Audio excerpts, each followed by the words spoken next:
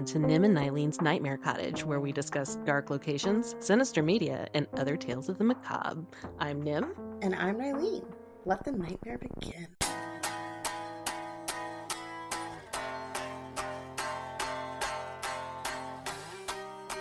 Disturbing and mature content to follow. Into the nightmare, if you dare. Happy nightmare. Happy nightmare. Welcome to the cottage. It's like French for cottage. I no. It's not? Let's look it up.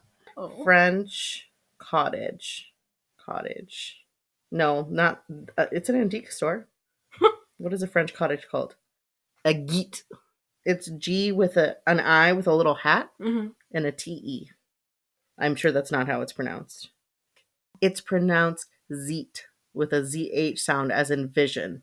So, Jeet. zeet. E sounds as sheep, and the T is silent. G. And they say English is complicated.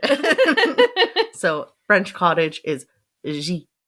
What's nightmare? Oh, you're right. I gotta look up nightmare. Why are we speaking French? You're asking the important questions now. Nightmare in French. Oh, cauchemar. Cauchemar. Cauchemar. Cauchemar. I like it. You gotta have the Yeah. cauchemar Z. G. Cauchemar Z. G. Like vision. See, G. that makes it sound like dreamy though. Like this sounds like a romantic place to be. Like I think nightmares are a romantic place to be. I don't. I think they're a necessary part of life. That I don't want to like live in a nightmare. And yet here you are. You're right.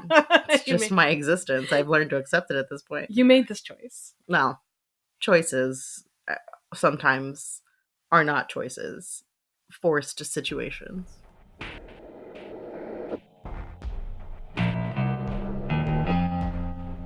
My brain keeps changing channels. I do have a bit of a migraine today. How are you standing? Like it's not like you're sitting. Yeah, it's not like a full on one. I think it's more because of the pressure from outside, like because it like gets really windy and then cloudy and then sunny and then cloudy, and my brain face is like, please stop. Yeah, plus it's, the pollinating happening right now. The pollinating. Yeah. It's awful. But that also means it's springtime and garden time, which is exciting. What did you play with? For years, I've tried to do food plants. I have a lot of shade in my backyard. It's got a lot of old, beautiful, tall ass trees that cover everything up. Trees must smell really bad. Indeed. But so I've come to terms with the fact that I cannot grow most types of food in my backyard, but I still love to garden. And I used to think that flowers and plants that putting forth the effort on plants that you don't eat, don't get anything out of, I thought it was a waste of time. And then last year, or a couple of years ago, I started growing some flowers for some reason, and it was so rewarding. Yeah. That's where I'm at. I'm like, I'm done growing herbs and vegetables, like for now. Like I'm not done growing herbs. Herbs are the easiest thing in the world, so I'll just keep doing that. But yeah, but the problem for me with herbs is like I grow so much and don't use it. And then I feel bad. And especially because it's like full sun back there 24. Like I have the opposite problem. Yeah. Everything gets scorched. Yeah. And so it's like I gotta pick my battles. So we're trying to fix a garden. Anyways, you were telling me what you were doing. So perennials and annuals that come back after seeding and things like that. So I'm just cleaning things up. I cleaned up my little herb bed where we actually had 2 hard freezes this year, so I actually lost things that come back year after year. So I planted some lavender and eucalyptus in there this morning, and I've got... Did your lavender die? The rosemary is the big plant. Yeah, but you also had a lavender in the front, didn't you? Oh, that was a few years ago. That one died for sure. Oh, no. And your rosemary died? No, my rosemary is the only thing that survived. Yeah, because that one's been around for, 3 years now? Something like that, yeah. I wish I had done a before picture before I started cleaning it up, but after I cleaned it up before I put anything in it, and then... I love the way you do those rocks. I'm trying to do something similar, but mine's for drainage. And then there's just with the plugs of the lavender and eucalyptus. The babies. Oh, look at the leg. And then there's... Ooh, those are pretty. What are those? Begonias. Oh, those don't look real. I love them. Like the finger that's still in there. Yes. From that one Halloween. Yes, I believe that was 2 Halloweens ago, and I'm pulling apart my tower to redo the herb garden. I've got to refresh the It dirt. looks like he's inside. It does. And then I just got some pictures of nice. my little guys. So yeah. Oh, and that's it. And we went outside with Grim. Grandma Fee. And I got some new catnip plants, and he just went nuts. So anyways, I'm just excited to clean it up and make it cute, and it's going to be lower effort this year than what I usually do for myself. So it's really chill and awesome. And I'll keep everybody posted. Tell me about your day, and you did gardening. Yeah, I did do some gardening today, but mine was more just, mine doesn't sound as fun as yours was.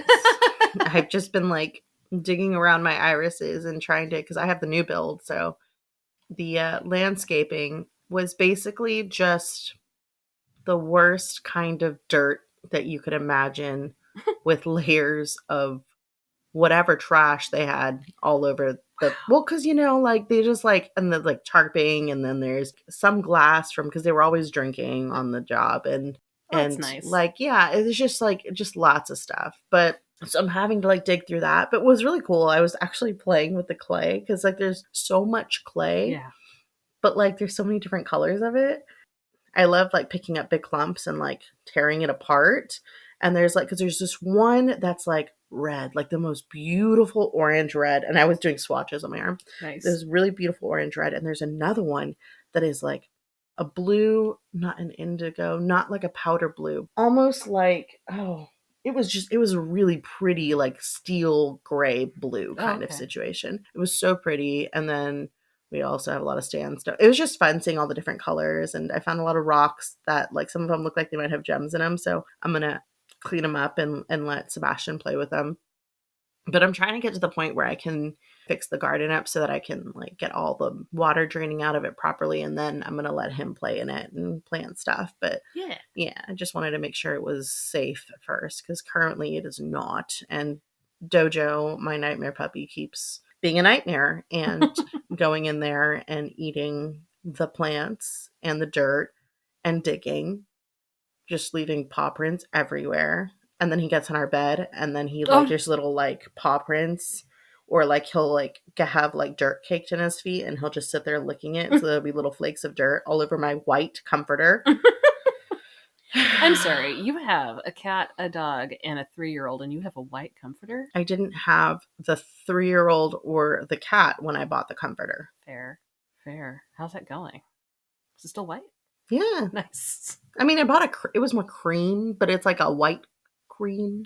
And white enough. I mean, that's still. Yeah. I do have to wash it often, but I guess that's good for hygiene reasons anyways. Yeah, right? Sure. But yeah, beyond that, I thought there was something. Oh yeah, Sushi got her cone off. Nice. Sushi the cat. Yes. The nightmare kitten.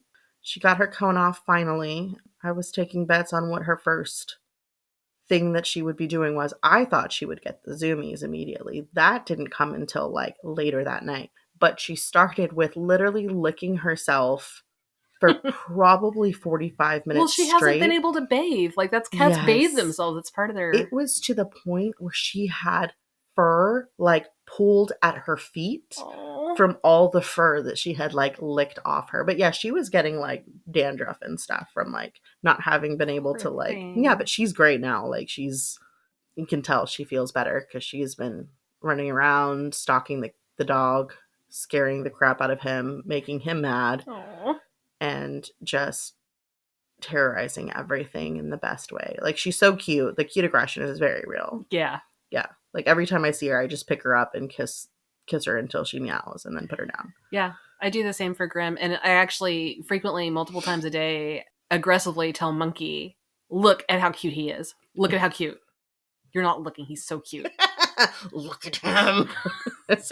And this conversation happens at least once a day. So if you want to know what it's like to be married. That's fair. I wasn't sure if you had the same problems I did, because I know that cats don't like it. I know I'm pushing her away by doing this. But you know what? She cuddled with me for 2 whole minutes last night. Aw. I love that. Yeah. Oh, and when I was on the phone with Ace the other day, I was on speaker with him, and she got on my chest in front of the phone and just started purring and just sat there. And I'm just like, oh, fucking whore. Stealing my husband. I'm sure he has enough to go around. He should only be yours and everybody else should leave him alone. Correct. You're right.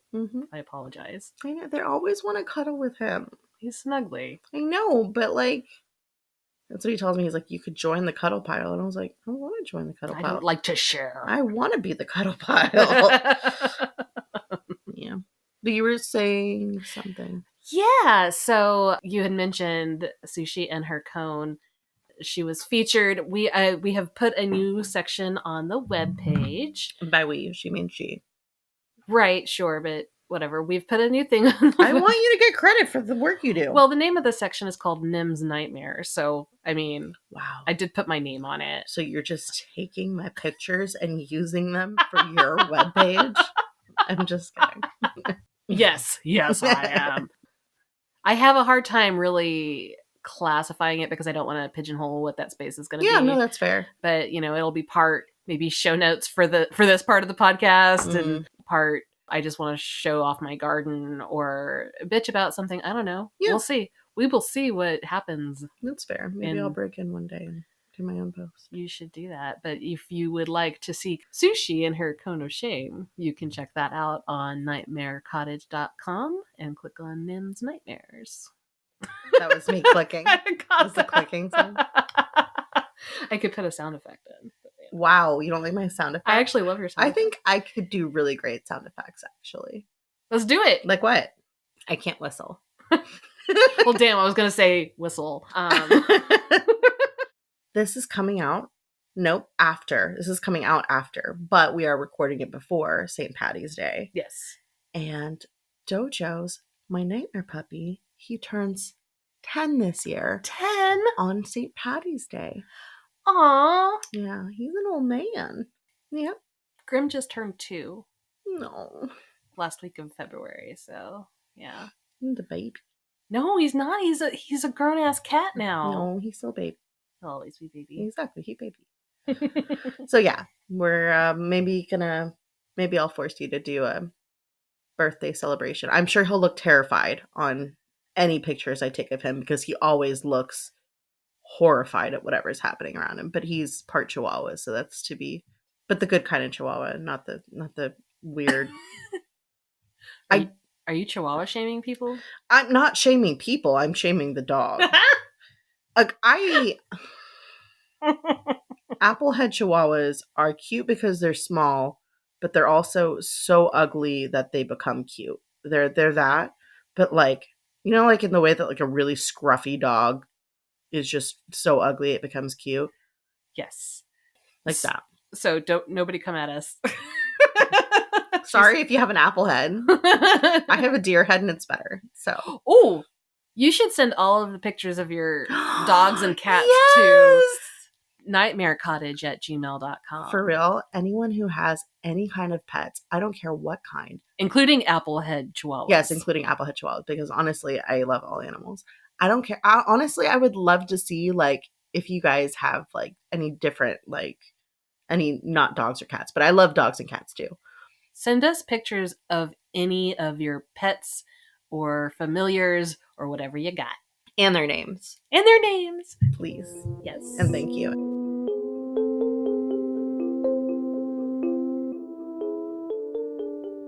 So what do we talk about today? Oh, just through your glasses. I think you might need those. You just did what I do, where like I just like yeet something on accident. My hand just goes, no. Just can't have that. It's time to projectile something. You're done with that. Are you familiar with the term parasomnia? I'm not. Parasomnia it's several different types of sleep disorders that involve some kind of action without awareness, like sleepwalking or talking in your sleep, or hallucinations like night hags or sleep paralysis demons. Oh, no. Okay. Well, before I get too far, if you have recurring issues with any part of your sleep, please talk to your doctor. There are also some really great free resources online that can give you some things you can try at home. The National Sleep Foundation is a really great place to start if you haven't thought about it yet and just kind of wanted an easy, non-committal way to look up some stuff. And that's the nsf.org, and we will put that in the show notes. And I will say, man, my CPAP changed my life. Like, I know that sounds like a really old lady thing to say, but I'm not that old. Actually, he apparently was the youngest patient in his office. But wow. Yeah, that's what he told me. He's like, you're the youngest patient I'm treating. I really want to change your life. And I'm like, ha, that's hilarious. And then he did. So for real, like, I know it's uncomfortable to wear, but like, I don't know if anyone has ever gotten to the point that I did where well, I'm sure people have, but I mean, anyone listening, like, I was just passing out, talking to people, not from narcolepsy, but because my body was just like giving up because I couldn't sleep. So yeah, there's a little while where anytime we wanted to hang out, I was driving. Oh, yep. Yeah. I would fall asleep driving. Yeah. I'm so glad you got through all that and that you're on the other side of it. So that's really awesome. Agree. Yeah. Sorry, I interrupt you. All right. Cool. No, that's great. That's why we're here. Oh, yeah. For me to interrupt you, specifically. Of all the parasomnia stuff, I'm going to be focusing mainly on sleep paralysis and the various hallucinations today. Okay. Judging by your reaction right now, like you're acting like I'm talking about clowns or dolls right now. Have you? You look like you're scared before I say anything. Have you had any personal experiences with any of that? Yes, 100%. Have I told you about my sleep paralysis demon? I haven't. I don't think you have. Oh, so it's twofold. One, it doesn't happen often. I think in my entire life, maybe 4 times. So not bad. Okay. But when it happens, it's horrifying. And so for me, it's any time that I sleep on my back, which again, I'm sure it has something to do with my sleep apnea that I now know I have. For me, it would always be a dream. So I'm very good at lucid dreaming now. I didn't used to be. My cousin who passed away actually taught me how, which is amazing. But can you teach me? Oh yeah, it's really simple. Look, guys, when you're dreaming, when you're sleeping, whatever, whenever you're in a situation and you're not sure if it's a dream, try to read, try to look for clocks. And if you feel unsafe, say, I'm done with this. Literally, keep telling yourself, I'm done with this, and look for a door. It doesn't matter if it's a manhole, if it's a doorway, if it's a cave. Look for a door and say, safety's on the other side. Just keep telling yourself that. And that is your way out. 1, that's how I got out of my sleep paralysis. 2, if you start noticing, I keep trying to read things, especially time and books and writing on the wall, that just like AI, it'll make your brain realize that it isn't reading. And after reading, it isn't that you're dreaming. Mm-hmm. And after a while, it takes a long time, but after a while, because you start noticing that, you'll be able to start noticing more, and you'll start feeling that feeling of dread, and you'll be like, oh no, I'm not going that way because bad things will happen. Like even when things kind of start, it's so funny because I don't. Do your nightmares have music? That's a complex question. Yes, sometimes. Yeah, sometimes. Okay, so for me, when things start to get sinister, the music does too, and so do the vibes, right? And it's really funny because I'll tell myself, I'll be like, yeah, no, I'm not doing that. Nope, this is getting really sinister, and then things will kind of start to shift. Like I won't say those words, but something shift, and I'm like, no, things are happy. This is exciting. I love this. This is so much fun. And then things will get like bright again. Anyways, so sleep paralysis demon.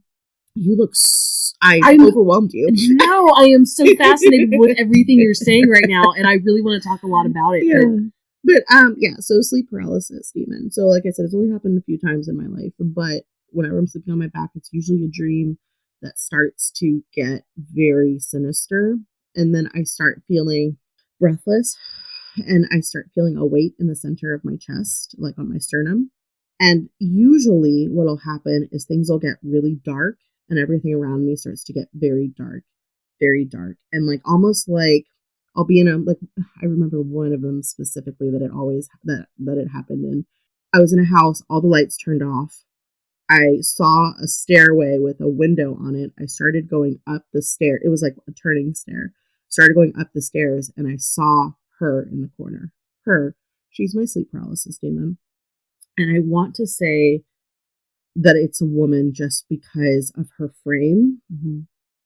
She's wearing white. I will say very grudge-like. Okay. Very long black hair covering her face.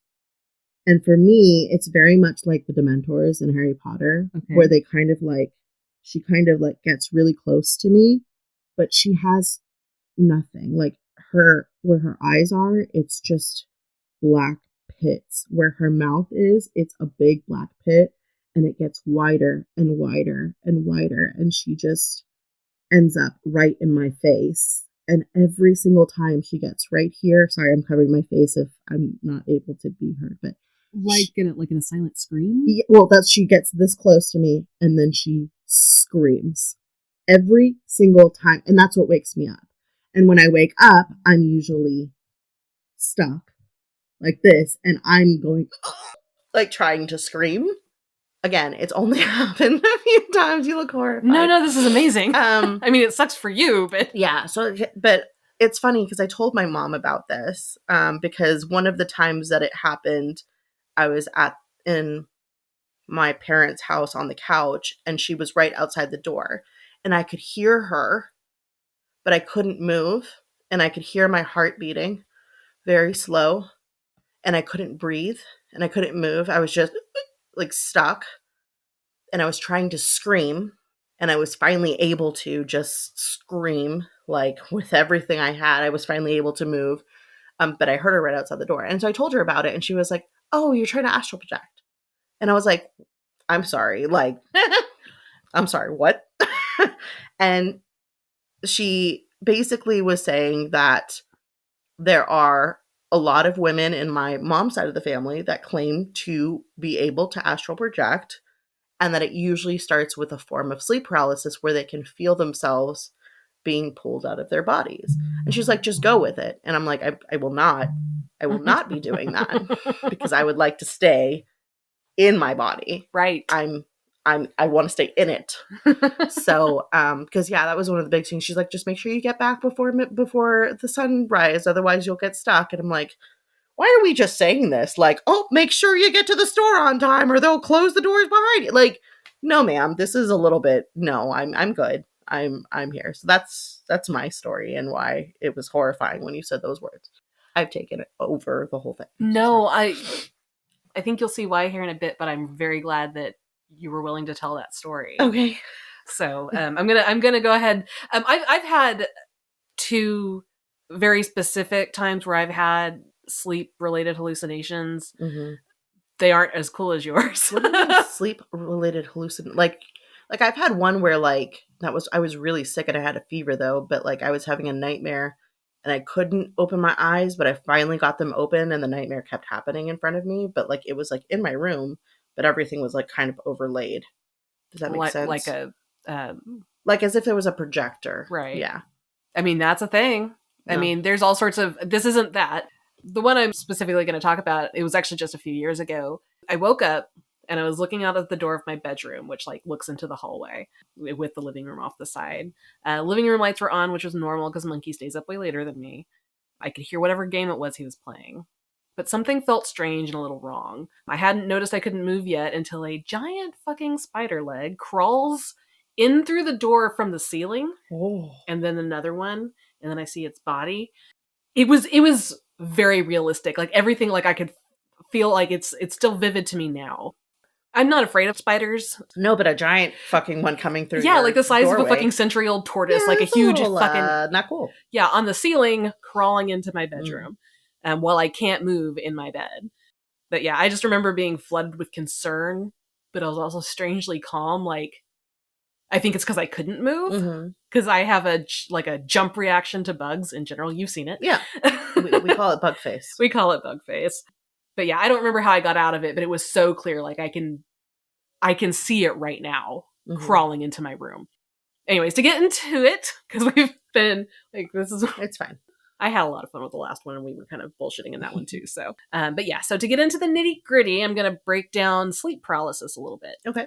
Muscle atonia is the paralyzation of the muscles during REM sleep that prevents you from acting out your dreams. If it kicks in too late, you might sleepwalk.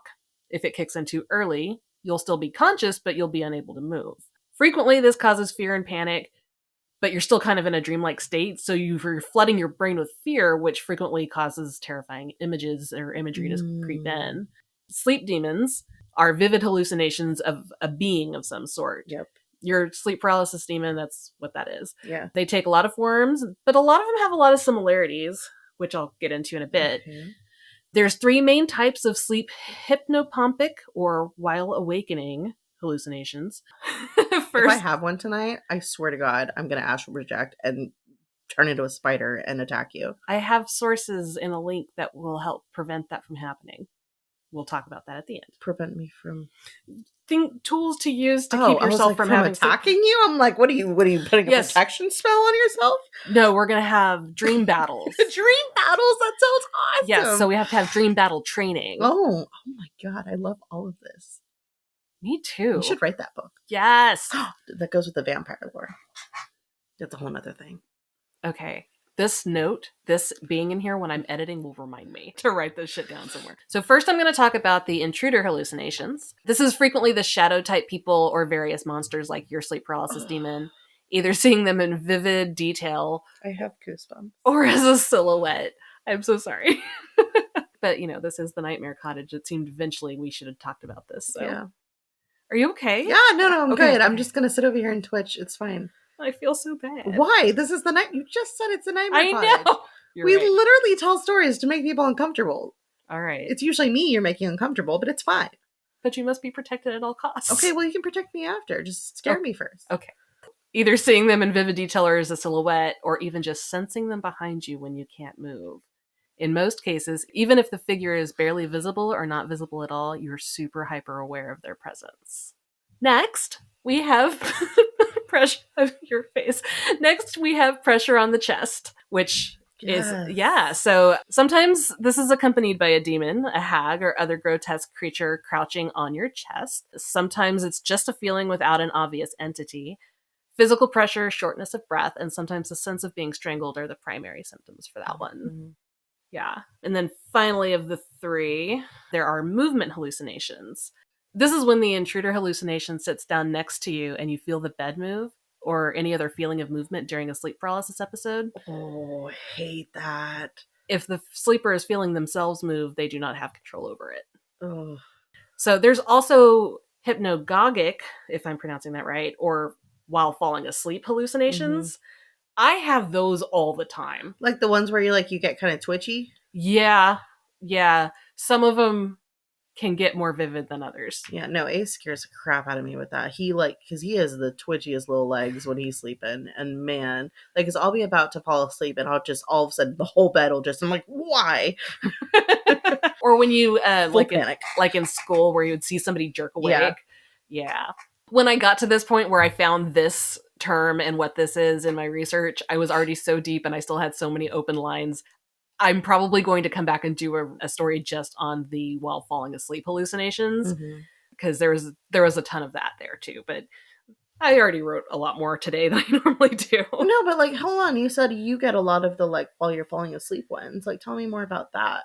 It's something that has happened a lot since I was a kid. My best friend growing up would be able to tell you about something I would call Squirrel Land. It's we had a billion sleepovers, and while we were falling asleep, because we would talk until we'd fall asleep, at some point I said, apropos of absolutely nothing, is that a squirrel? Because I saw a thing and I wanted to clarify what it was. But obviously we were laying in her parents' house, falling asleep. And so anyways, that's where you're both awake and interacting with that dreamland that you were. How you said that the nightmare was still going? Yeah. It almost feels kind of like that.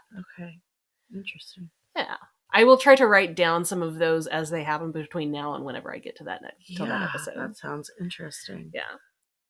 There are recurrent and isolated parasomnias. Isolated is for someone like me and actually you, who has experienced it just a small handful of times across the course of a lifetime. And then recurrent is for when people who experience it on a regular basis. Yeah. I could not imagine. No, I couldn't. So one can experience parasomnia symptoms from inconsistent sleep patterns or just general lack of sleep. There's a higher likelihood of recurrent episodes in those that are narcoleptic, bipolar, have PTSD or anxiety disorders. Some ADHD medications as well as Benadryl have been linked to cases as well. Benadryl would explain a lot for me. Yeah. I have to take half of one and I still end up passing out. Yeah. Oh, yeah. I will only take one, and only if I don't have to wake up at a specific time the next day. Because you do feel that full body, your body just shuts. You feel it just wave over you, that just heaviness. Yeah, but your brain. Yeah. I'm just wondering if that would explain a lot, actually. Yeah. It's definitely, you can look up a lot of specific Benadryl cases. I actually considered doing an experiment, but I didn't hate myself enough to do it. Please So don't do that. yeah. So, there's also been people with a genetic predisposition for parasomnia. And then there's the whole cultural priming bit. This is where your whole family, neighborhood, culture, whatever, knows that the sleep paralysis monster is real and that it's not an if, but a when you will be visited. So kind of like what my mom said. Right. That's why I really... was the chest pressing and the cultural priming part. I was like, wow, I didn't find any other specific stories that included those bits, and then you provided that for me. So it's funny. So yeah, if you're raised to believe that this is a thing and it'll eventually get you, that kind of stress and trauma and assumption can really fuck with a person. Yeah. Like that kind of conditioning really does affect a person's psychology. It's real. I really hate it though, because like there were times where I was like, nah, I do want to, I'm going to try it. I'm going to try to do it. I could never like force it to happen. Like I would try sleeping on my back and everything. And I'm like, yeah, I'm going to do it. Think about it. Think about that bitch. That sleep paralysis bitch. Never happened. Interesting. So a fun fact about sleep paralysis, the first medical documentation was in 1664 by Dutch physician Ysbrand van Diemerbroek. You said that a lot better than I would. I doubt it. Prior to that, sleep paralysis was referred to as nightmares across many languages and cultures. Mm-hmm. So something that did take me by surprise was intertwined with sleep paralysis and sleep hallucinations. Mm. But it should be obvious why. I don't know why I never considered it. I mean, obviously this has been happening to human beings forever. Yeah. And that means that regardless of your culture, your upbringing, whatever, somebody around you is going to be susceptible to this shit. Yeah, and I'm sure that back in the day, it was more of like they felt they might be cursed or, demons or witches or what have you. Exactly. And it's so the vivid hallucinations without a scientific explanation, what else could you possibly think? Yeah. Regional spirits and cryptids have been adapted and woven into their stories. A lot of them have extraordinarily similar traits from culture to culture, which I guess we can get right into. In Scandinavia, we have Mara in Old High German and Old Norse, or Mare in Old Dutch. Mara is known as a dark creature that would sit on your chest and haunt your dreams. Oh. In Germany, they had charms to recite to protect them from the Mara, one of which was, "Here I am lying down to sleep, no nightmare shall plague me, until they have swum through all the waters that flow through the earth and counted all stars that appear in the skies." Oh, wow. Yeah. So. What if it was a cloudy night? You fucked. In Poland, the Mara are known as people that leave their bodies while they sleep and move around as moths. Oh. In Croatia, she's a dream siren luring men to their demise. In Serbia, it's a ghost that strangles you in your sleep.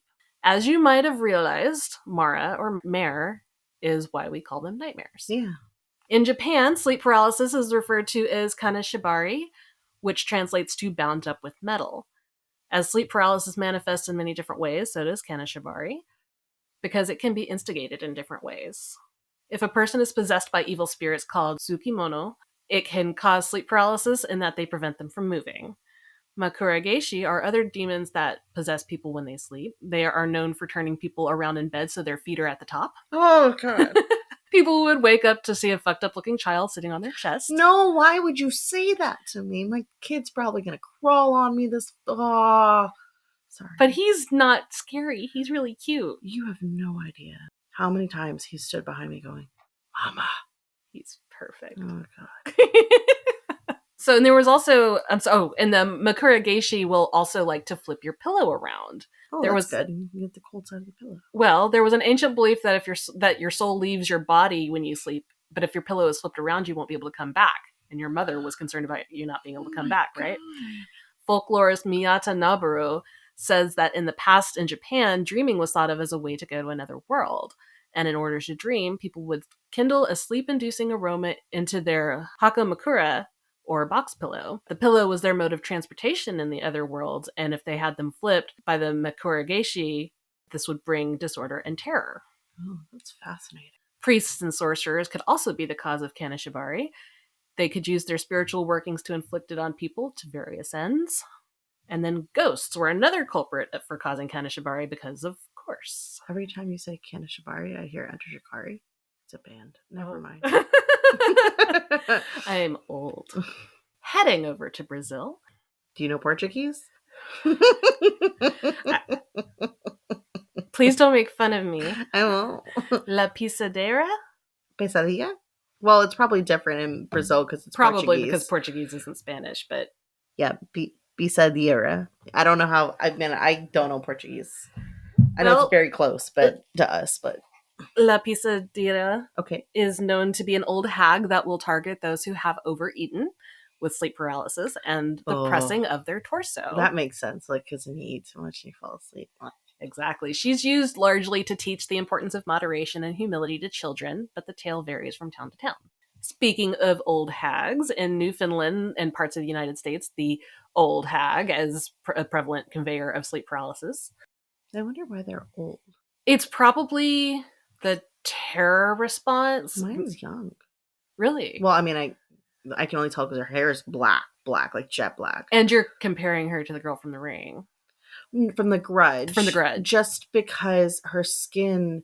But again, she was moonwashed. So, I mean, her skin just She was gray, model gray. But she was very small frame. Anyways. Fair. I mean, there's sleep paralysis demons all over the world, and they generally share the same characteristics, and each culture has their own interpretations. Do they ever talk about men being sleep paralysis demons? I wonder if men see men and women see women or anything. I know that sounds weird. It's just curiosity, I guess. Well, that is a good question, and we will maybe, I mean, not specifically answer that question, but I have some examples coming up. Cool. I'm going to Google it too. Yep. Another thing I found interesting, though, is that many people who have reported UFO sightings and abductions have had issues with sleep paralysis or exhibit symptoms of one who experiences sleep paralysis. So it's very, very possible that a lot of the people that truly believe that they had an alien abduction were just experiencing some really horrific sleep paralysis. Are you saying you don't believe in alien abductions? Come on, Nim. This is going to be a long episode, guys. Sorry. I don't have an easy answer for that, but I believe that there are definitely, statistically, there must be life on other planets beyond us. Yes. And or on this planet that we don't know about. Feels that also statistically it's incredibly unlikely. You think we're the only living things? No, I don't think that we're the only living things. I literally just said I don't believe that we're the only living things. But I think it's very unlikely that people from another planet. I don't know, man. That's a really, like... All right. You know I'm, like, very evidence-based and, like... I'm going to find some alien stories. I've been trying to avoid them because I didn't know what your face would do, but now I do, so I feel comfortable with it. So we'll save this conversation for a future day. You just like watching me squirm. I do. I mean, you seem to too, since every single story that you do seems to be about my worst literal fears. Fair I thought enough. you were my friend. You don't know anything. I love you. Anyways. So we think that might be what's happening with alien abductions is maybe sleep paralysis. I think that it is very likely that at least some of the people who believe they've been abducted actually experience sleep paralysis. Interesting. Yeah. Something prevalent now are descriptions of shadow people and the Hat Man. Hat Man? Isn't that just Baba Yaga? No, Bobby? No. Babadook is Babadook. what you're thinking. Actually, I don't think we're supposed to say that. I think that summons him, doesn't it? Is this Beetlejuice? I don't know. Go on.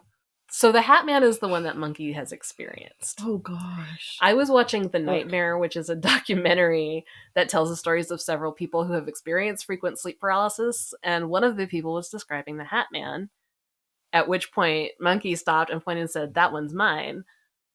Which was kind of a chilling moment for me. Monkey and I have been together for like 20 years, and I had never heard of him ever having any kind of sleep paralysis experience at all. For everybody, Nylene is currently pulling her shirt up to cover her face and hide behind her shirt. It's my stress response. I put my face in my shirt. It's horrible. I hide behind my hair, so I get it. If you Google the Hat Man, you would be amazed at how much pops up. Like, it's extremely common. Tell me about him. I'm afraid to go. I will in just a second, but I will say that there's even like a website called thehatmanproject.com. And also the story I'm about to tell you about Monkey's experience with the Hat Man it had to have been in the late 80s. And he had never heard of any kind of thing. No reference to this at all. So there's a shit ton of places on the internet that you can find people describing their parasomnia stories. But I actually had a really rare opportunity to collect some stories from people we actually know. Oh, God. So I'm going to be sharing those with people's permission. These are people you and I both know. Okay. I mean, I normally have to resort to internet stories because, I haven't really talked about something that people I know have had experiences with. Mhm. And something that I think is very interesting is that literally everybody I asked had a story. Yeah. Not one person said, yeah, no, not me. So I thought that was fun. Monkey's story mirrors a lot of the stories I read online about the Hat Man, so I'm going to start with that one. He was preteenish at the time. He woke up to either the doorbell or someone knocking. Someone was at the front door. He heard his dad talking to whoever it was, insisting that Monkey wasn't there. And he said, "Nuh-uh, you," because that sounds like something he would say. Not then. He didn't become that until me, I think. Anyway, he heard his dad talking to whoever it was, insisting that Monkey wasn't there. It was very clear that whoever was at the door was there for him. Monkey peeked around the corner to see what was happening and saw a shadowy silhouette of a man with a wide-brimmed hat and a trench coat. Despite not being able to see the Hat Man's face, he knew the man had seen him. The panic shocked him awake. He knew he had fucked up. Not only had the Hat Man caught him, he also showed the Hat Man that his dad was lying by saying he wasn't there. Whatever shit he had gotten himself into, now his dad was in it too. And that's what woke him up, because not only is he in trouble for whatever it was he's coming for, Yeah. Yeah. So now his dad's in it, and I don't know, that feels like every 80s movie ever is like. Yeah. So that was his Hat Man experience. And that's how that one usually goes. It's an ominous figure with a wide brimmed hat It's looking for you. that's looking for you. Yeah. I don't like that. Yeah. And there's so many stories about it from people who had this vision, dream, whatever, years and years and years ago, before the stories of the internet could, churn it up and make it worse. So there is that one. When I asked my mom, who's a registered nurse, by the way, so she, understands the physiological bits about it, but I asked her if she ever had any parasomnia related incidents ever, and here's what she told me. She said, "I woke up and for less than a minute, I was blind. I was beating on your poor dad, saying, I can't see, turn on the light." He says, "The lights are on, honey." A note on that. That's it. That's the whole story. She woke up and she couldn't see. Yeah. I just want to say that this was like over 40 years ago, and it was a one-off thing. So anybody who's like, "That's a stroke sign," it's not this time. But yeah, jeez. Yeah, but that was hers, was just being like, the lights were on, she couldn't see, and yeah, freaked her out. Our friend Marky has a sleep paralysis situation that doesn't happen a lot, but has happened multiple times, where she can feel someone or something crawling into bed beside her, but she can't move. No. She said, "It's freaky as hell. I've never seen the thing is capitalized, but I can feel it. Like I can feel the mattress dip, and I can feel it looming over me. I was able to turn my head once to try and see it, but it took all my effort to do so, and the asshole vanished before it could materialize past a shadow. It's more tactile than visual. It's creepy." Oh, I hate all of this. Our friend Myra contributed as well. Okay. She says, "I've had experiences waking up usually between 2 and 4 a.m. after feeling something brush my legs or feet. Most times it was after a very emotional, volatile night or during times of stress. I would wake up and see what I thought was a figure either walking past my bed or into my closet. Oh. I kept the door closed, so in my brain fog, I was trying to understand how it was going in there. I do remember one night waking up after seeing it pass and walking to the closet. I went to open the door and it felt really dark in there. Even when I snapped the light on, it felt like the bulb was dim. I haven't encountered it any time after leaving that house, though I have dreamed of them, just not seen them." Wow. Shadow people. And last but not least, Ace told me about this one from when he was a kid, elementary school aged. Yep. He says, "One night I remember waking up very suddenly, from a dead asleep to adrenaline alertness. I had this vague sense that something was very, very wrong, but I couldn't put my finger on what it was. Then I turned over in my bed and saw red light coming out from the sheer over my window. Primal fear. Something I don't know that I've ever felt before or since, just fucking shot through my body. I just kept staring at the window, literally praying someone would save me for whatever was out there. But even as I literally pissed myself, I was so scared I felt pulled to look outside. Compelled, maybe? Like I had to see what was out there before I could be safe again. That part was the most dreamlike, to be honest, because it felt very dream logic-y, but the rest felt as real as leaning on this counter writing you this message. So fourth grade me climbs out of bed, shuffles over to the window sobbing, and pulls the sheer apart just enough to look through it. The night sky is filled with this pulsing ochre red light, while midnight black clouds were circling overhead, almost like a tornado was forming. But it wasn't forming over the house, it was forming over the park. I feel inherently that I shouldn't look at the park, but again, it's like I'm compelled. Then I see why the clouds are spinning. They're following the movements of three things that are flying over the park and circling it. Not things, witches. Witches on brooms. There's no sound except for the wind, but I feel like they're laughing. I know that I'm not supposed to be seeing this, that witnessing this is somehow harming me, but I don't know how, and I'm just standing there anyways, shaking, scared, and covered in pee. It felt like hours, but I remember eventually feeling like I was allowed to step away and close the sheer. Like the pressure was holding me back was gone. So I sprinted back to my bed, threw the covers over my head, and started crying. I don't remember falling asleep or even feeling like I was asleep. I just remember feeling like I had been hurt in some non-physical way, or like something had been taken from me. My mom woke me up for school the next day and was surprised that I'd wet the bed since I hadn't done that in years. She thought it was weird that our dog Sammy, who had always slept with me, was not in the room that night, but instead slept in the basement. When I told her about the dream, she figured I'd had the nightmare because Sammy wasn't in the bed with me. No. So that was the collected sleep terrors of our friends and family. You know, it was first I was amazed that all of you have had stories, and then I was amazed that I'd never thought to ask, and I didn't know, and I got to learn something new about people I have known for every one of you at least a decade. Oh, yeah. You know, like forever. To close us out, a reminder to take care of yourself and be mindful of your sleep. There's links in the show notes and peer-reviewed scientific ways to improve your sleep health that you can even do at home for free. Have sweet dreams when you're sleeping because there are enough nightmares while we're awake. I love that. So this is one that I've been wanting to do for a minute, but I just kept, just like the last one, I've had this blog on it because there's so much on it and about it that it's just like, it's not just the crimes. There's just more to it. And I don't know if I captured the vibe well enough, but I'll let you know more about how to there's so much media about it. So, Okay. have you heard of John Haigh? I don't think so. Okay. So, John Haigh was born in 1909 in Stanford, England, to a very religious working class family. The religion his family was a part of were the Plymouth Brethren. Have you heard of them? No. Yeah, I hadn't heard of them either. So, I did a quick search on them because I was like, that's interesting. Sure. Apparently, it originates from Anglicanism in Ireland from the 1800s. They're considered nonconformist Christian and believe the Bible is the only authority for church doctrine and practices. So, not like any... So they believe in holding slaves and eating shellfish. Got it. Yeah, sure. Yeah, and I don't think that they believe in hierarchy of the church or anything like that, like the Pope and all that. Like they're like, no, just the Bible, period, the end, as it's written. They do not consider themselves a Christian denomination. It's not that deep, but what we really should take from this is that they were really religious, and from some sources, the sect at time was known to have a holier-than-thou opinion of themselves. So, the only books when he was growing up that were allowed in the house were the Bible.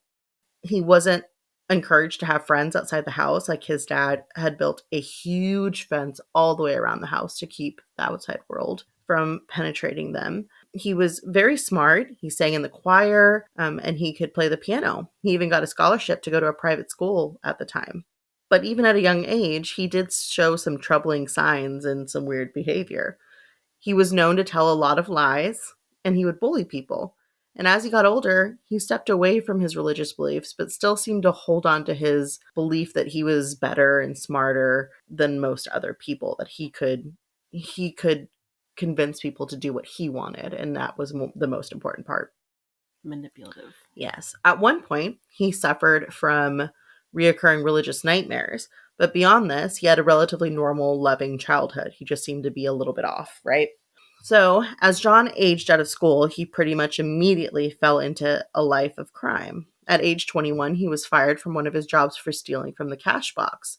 After this, he moved on to forging car documents, or selling fake shares of companies. Oh. Yeah, he was really clever. He was really charming, and honestly, he wasn't too bad looking. It's said that he even practiced his pitches and cons in the mirror to perfect them before executing them. So it was just a show to him.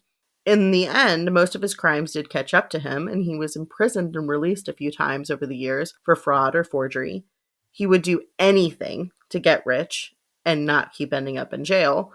So he started to become interested in the work of a French murderer at the time, Georges Alexandre Surette, who disposed of his victims using sulfuric acid. John even experimented on mice and found that it only took about 30 minutes for their bodies to dissolve. Around 1943, John was released from prison, and shortly after, he got a job as an accountant with an engineering firm. While there, he ran into William McSwan, who was a former employer of his when he used to chauffeur for William's family. John was very jealous of William's wealth and lifestyle. On September 9th, 1944, William McSwan and John Haigh went for some drinks at the Goat in Kensington High Street.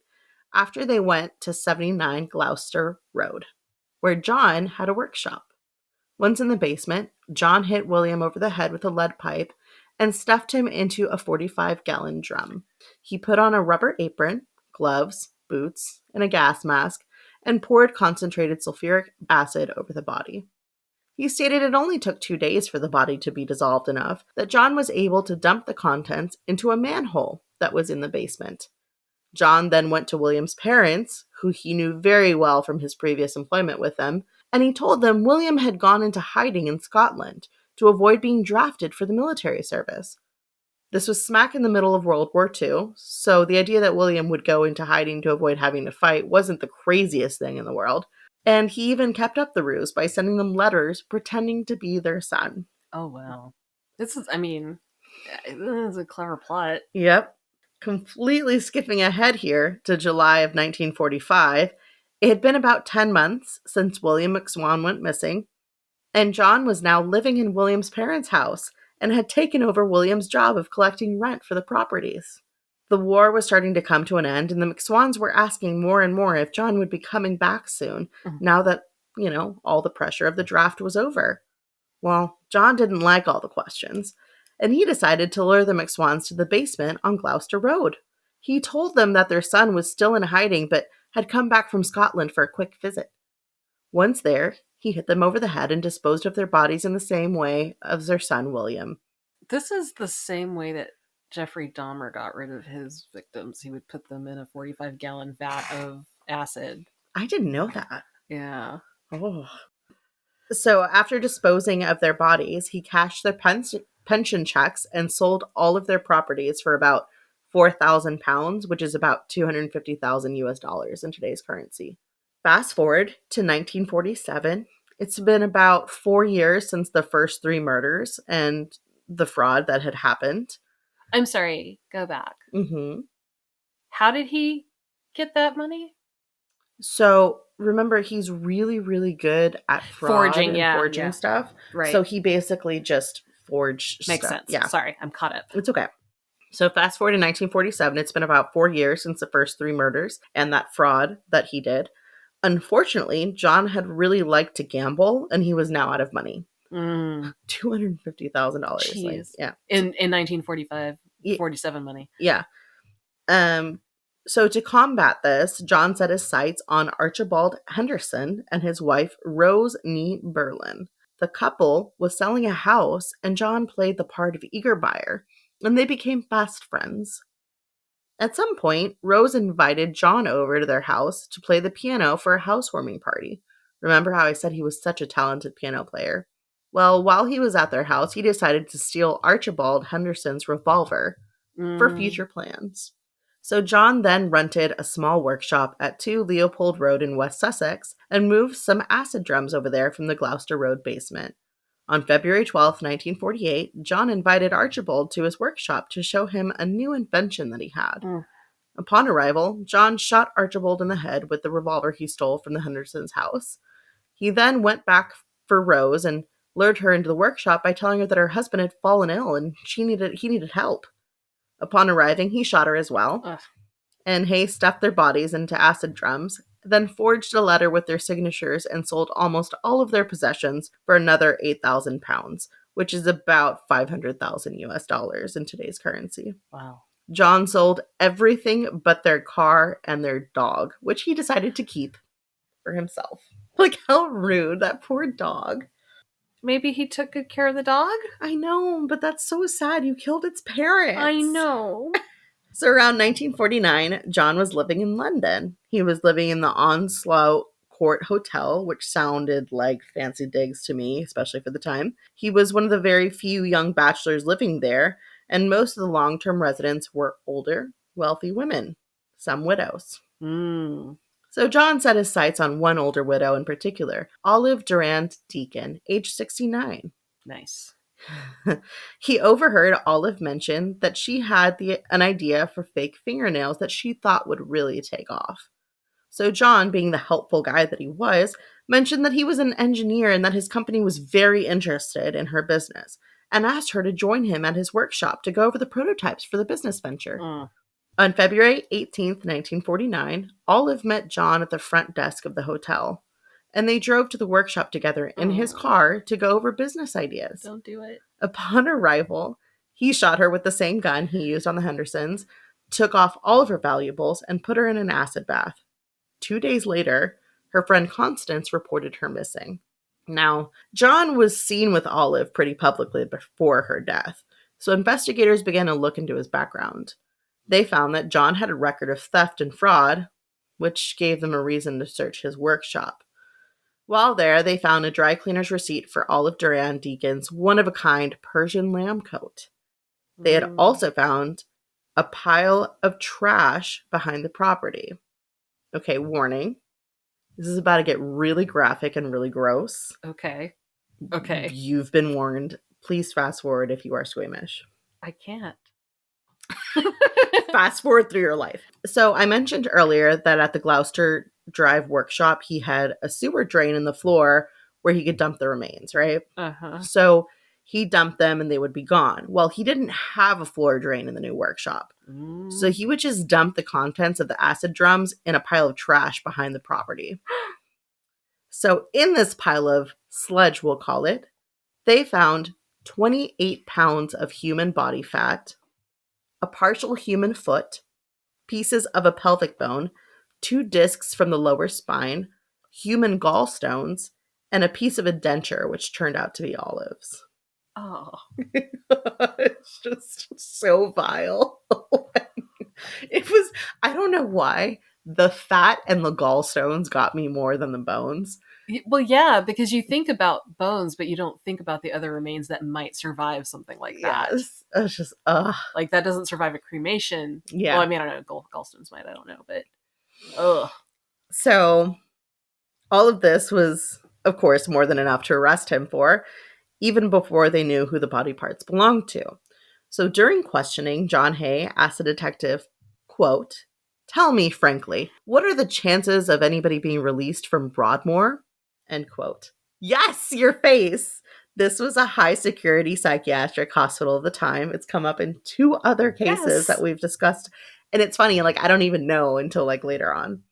It's seen some really good action, I guess. Yeah. Anyways, to this question, the detective responded that he couldn't discuss that, to which John replied, quote, "Well, if I told you the truth, you would not believe me. It sounds too fantastic to believe." End quote. And then he confessed to killing Durand Deacon, the McSwans, the Hendersons, and 3 other people that were never confirmed. Oh. So the story of our dear friend John doesn't end there. He pled insanity, claimed that his main motivation for the murders was his thirst for blood. He stated he would nick their necks and fill a glass or 2 with their blood to quench his thirst. Yeah. He also claimed he had blood-filled dreams as a child. A prominent one described in this quote, which I think is fantastic because I didn't know you were doing anything about dreams. Quote, "I saw before me a forest of crucifixes which gradually turned into trees. At first, there appeared to be dew or rain dripping from the branches, but as I approached, I realized it was blood. The whole forest began to writhe, and the trees, dark and erect, to ooze blood. A man went from each tree catching the blood. When the cup was full, he approached me. drink, he said, but I was unable to move. Oh, End quote. Yeah, I love the tie-in without us realizing. man needs to lay off the Benadryl. So, John's defense called forward witnesses to speak to his mental state, with one of them quoted as saying, quote, "The absolute callous, cheerful, bland, and almost friendly indifference of the accused to crimes which he freely admits to having committed is unique in my experience," end quote. So ultimately for John, he was sorely mistaken in his confidence of his defense, as he believed they wouldn't be able to convict him of murder because they didn't have bodies. Regardless of the insanity plea and lack of a body, the jury deliberated only for a few minutes before finding him guilty and sentenced him to death by hanging on August 10th, 1949. Wow. Yes. So some fun facts for this case. It has a lot of references in the media. The 1949 British film Obsession was delayed by the British Censor Board due to the similarities of the plot in the case. And it was, right during the time of his case. So they were like, you can't release this movie until he's been convicted because it could. But they did get to release it later. Yes. Okay. And then there's a TV drama, A is for Acid. It was specifically about this case. I started watching it. Honestly, it was really good, but I do like those kinds of movies. It's just like very, I don't know. It was good. I just haven't gotten a chance to finish it. The Museum of London has an exhibition where they have some of the items from John Haigh on display. They have his gloves, apron, gun that he used on his victims, as well as Olive's gallstones and her denture on display. What the fuck? I know, it's so rude. Lastly, there are more than 100 personal letters that he wrote, some about his crimes that are kept at Cambridge University's Institute of Criminology, which I love. Professor Friedrich Loschel, a director at the university, wrote, "There is little evidence that Haigh understood the emotional impact of what he had done, leading some historians to question if he had signs of psychopathy." Professor Loschel says of John Hay's writings, quote, "It is as if he hears the tone, but does not understand the music," end quote. Something about that statement just gave me the chills because it so perfectly describes like when you meet someone and you're like, there's just something off about that person, and Yes. that's what it very much felt like. But yeah, that's the story of John Haigh, the acid bath killer. That's grotesque. Yeah. And just to think of like, gosh, all of the murders that must have happened during that time, like when there were just sewer drains in their basements and they could just dump whatever they wanted to. And like, he really probably wouldn't have gotten caught if it hadn't been For those snooping kids. Oh my God. You love me.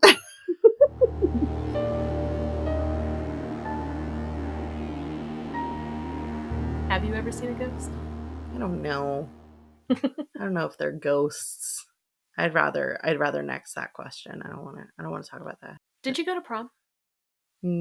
No, I didn't. It was a very sore subject. I did not go to prom. The person I was supposed to go to prom with broke up with me right before prom and went with the person he'd been cheating on me with. Did you have a dress? What would you want your prom dress to be? If you could go to prom now in a not shitty situation. I probably would have worn my Sweet 16 dress, it was purple and blue and it had tulle and it had glass beads. It was pretty. It was poofy. Cool. Mm-hmm. What's the most embarrassing song in your repertoire right now? Oh God, which song isn't embarrassing? Let me look, because I do have my favorites. It's like, describe embarrassing. I mean, a lot of the 90s music I have on here. Yeah. I don't know if it's embarrassing, but like I'm very easily embarrassed. So you feel embarrassed what other people might think. 100%. Yeah. Yeah. Maybe The Offspring or The Used. I mean, any of my emo music. You know what? I don't know if this is like really embarrassing, but there is this song that I really love. And it's embarrassing to me because I did come out of my shell and tell some coworkers back in the day that this was my, like one of my, because of my songs that I vibed with. And they all looked at me like I was an absolute psychopath because it just was not their vibe. It's called I'm Not Angry Anymore by Cummers, Cummrs. It's just kind of weird, but it's very much me. It's like, nope, I'm just not gonna be mad anymore. If you were a fruit, what would you be and why? Ooh, I would be. Ooh, that's a hard one. If I was a fruit, I think I would. I keep going back to apples. Like they're very basic, but there's so many different. Like on the outside, they all look the same, but if you get real close, like they all smell very different. Like everything from like the peel can make it different. Like the way they're grown. Like there's so many different varieties. So like they all look the same. They all look like they should taste the same, but like when you really, really dig into past the surface, like there's more to them. I love that answer. From both a plant standpoint and a you standpoint. I just adore that. Onions have layers. That too, but you said apples. I'm not angry anymore. Well, sometimes I am. I don't think badly of you. Well, sometimes I do.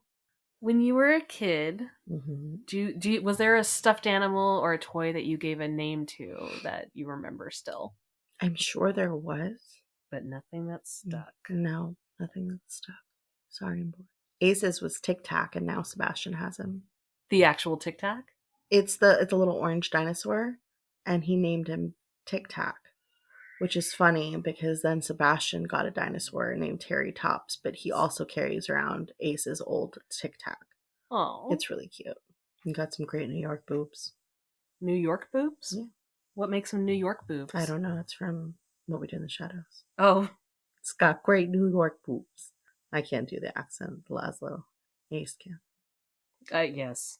Ace is Laszlo. Would you rather have hands for feet or feet for hands? Hands for feet. Why? Because I can already do stuff with my feet, and it'd be better if I could have more hands and do more things with my feet. Nice. I've always wanted to write with my toes, just because I think it's funny and it looks cool, but I can't. Have you practiced? I've tried. You've tried? I mean, I used to try a lot more when I was younger. I'm Nice. definitely not anywhere near that dexterous anymore. I used to be able to put my whole leg, actually both legs behind my head and just like pick myself up and walk around on my arms, but I can't do that anymore. Are you telling me you can't find lots of time in your totally never busy days to practice writing with your feet? I'd just rather be a good influence for my child and not use my toes for poetry. Well, do you have any nightmare fuel? I feel like the A's for acid definitely needs to be there. Like it's a great, it gets the vibe out there, which I really liked. I don't really have anything specific. If you want to hear, I guess if you want to hear a lot of stories from people who've had some chronic sleep paralysis, The Nightmare is a documentary, and I'll link the correct one because there's several on IMDb, but I think it was like 2015 and I think it's on Prime, but I'll cut that out if I'm wrong. Go in, check out Nim's Nightmares, and you can see a little bit more of us there if you want, and if not, just keep listening. Yeah. I'm sorry this one was long, but I hope you stuck with it because you know what? We're worth it, and you're worth it too. Sweet dreams. If you have topic requests, book or movie recommendations, or just want to say hi, email us at nightmarecottage@gmail.com or visit our website at nightmarecottage.com. Sweet dreams.